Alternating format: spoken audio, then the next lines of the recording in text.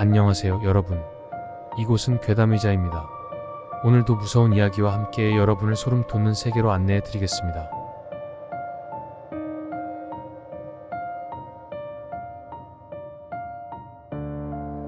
오늘 소개할 이야기는 일본에서 전해지는 섬뜩한 도시 괴담, 바로 저주받은 인형의 집입니다. 이 집은 한때 인형 수집가였던 여성이 거주하던 곳으로 그녀가 세상을 떠난 후 수많은 인형들이 남겨졌습니다. 하지만 이 인형들이 단순한 장난감이 아니었다는 사실이 밝혀지면서 이곳은 공포의 대상으로 떠오르게 됩니다.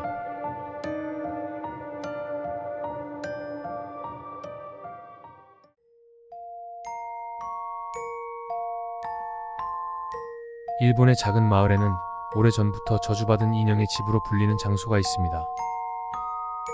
이 집의 주인은 인형을 수집하는 데 열정을 가진 한 여성으로 그녀는 생전 인형들을 자신의 가족처럼 소중히 여겼다고 합니다.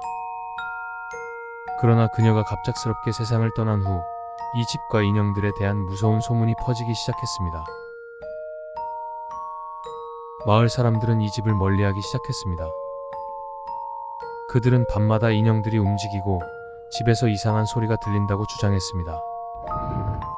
심지어 이 집을 탐험하러 들어간 사람들 중 일부는 이상한 사고를 당하거나 돌아오지 못했다는 소문도 돌았습니다.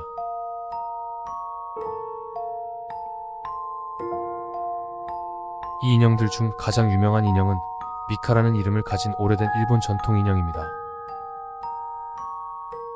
이 인형은 유난히 정교하게 만들어졌으며 그녀의 얼굴은 마치 살아있는 사람처럼 생생했습니다.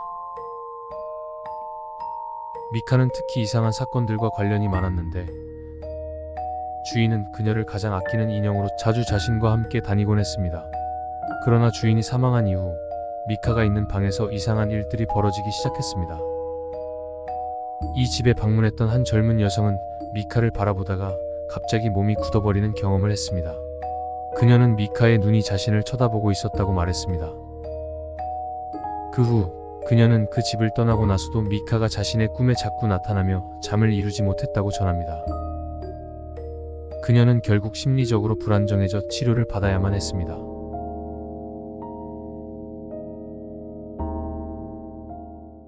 또 다른 이야기는 인형의 집을 방문한 한 어린 소년의 이야기입니다. 소년은 부모님과 함께 이 집을 탐험하러 갔습니다. 부모님이 집안을 돌아보는 동안 소년은 인형들 중 하나와 놀고 있었습니다. 그 인형은 마치 소년과 대화를 나누는 것처럼 반응을 보였습니다.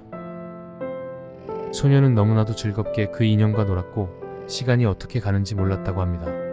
그러나 부모님이 소년을 데리러 왔을 때 소년은 그 인형을 두고 떠나고 싶어 하지 않았습니다. 결국 부모님은 그 인형을 집으로 데려가기로 했습니다. 그러나 그날 밤 소년의 집에서는 이상한 일이 벌어졌습니다. 소년이 잠들기 전까지도 그 인형과 대화를 나누고 있었던 것입니다. 그리고 부모님이 잠든 후 집안에서 이상한 발자국 소리와 속삭이는 소리가 들려오기 시작했습니다. 부모님이 깨어나 아이의 방으로 갔을 때 그들은 침대에서 이상한 그림자가 움직이는 것을 보았습니다. 놀랍게도 그 그림자는 소년의 인형이었습니다.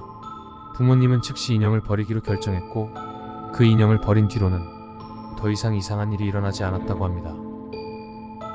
그러나 그 경험은 부모님과 소년에게 깊은 공포를 남겼습니다.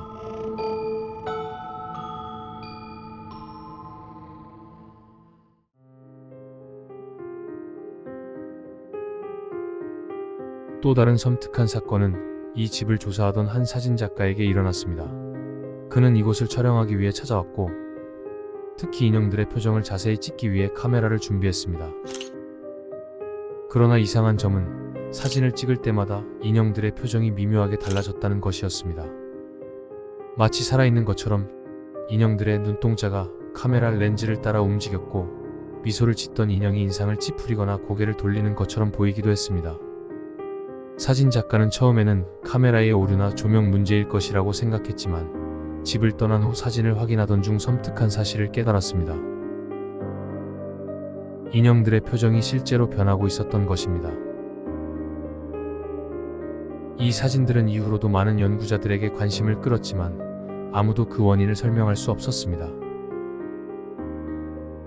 사진작가는 그 사건 이후 다시는 인형을 찍지 않겠다고 다짐했다고 합니다. 또 다른 미스터리는 이 집의 지하실에서 벌어졌습니다. 이 집의 지하실은 평소에도 잘 사용되지 않던 곳으로 어둡고 습한 분위기가 감돌았습니다. 그러나 어느 날 이 집의 새로운 주인이 지하실을 청소하던 중 벽 한쪽에 숨겨진 작은 방을 발견했습니다. 그 방에는 수십 개의 인형들이 바닥에 널브러져 있었고 그중 몇몇은 심하게 손상된 상태였습니다. 주인은 인형들을 모두 버리기로 결정했지만 그날 밤부터 이상한 일이 일어나기 시작했습니다. 집안 곳곳에서 인형들이 움직이는 소리가 들렸고 특히 지하실에서 불길한 기운이 느껴졌습니다. 주인은 결국 이사를 결심했고 그 이후로는 집에 남은 인형들을 다시 언급하지 않았다고 합니다.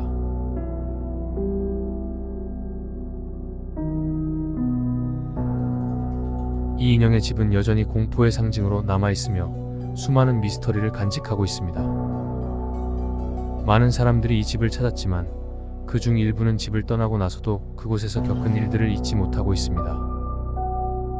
이 인형들이 단순한 장난감일 뿐인지 아니면 진정한 저주를 품고 있는 것인지는 여전히 미스터리로 남아 있습니다.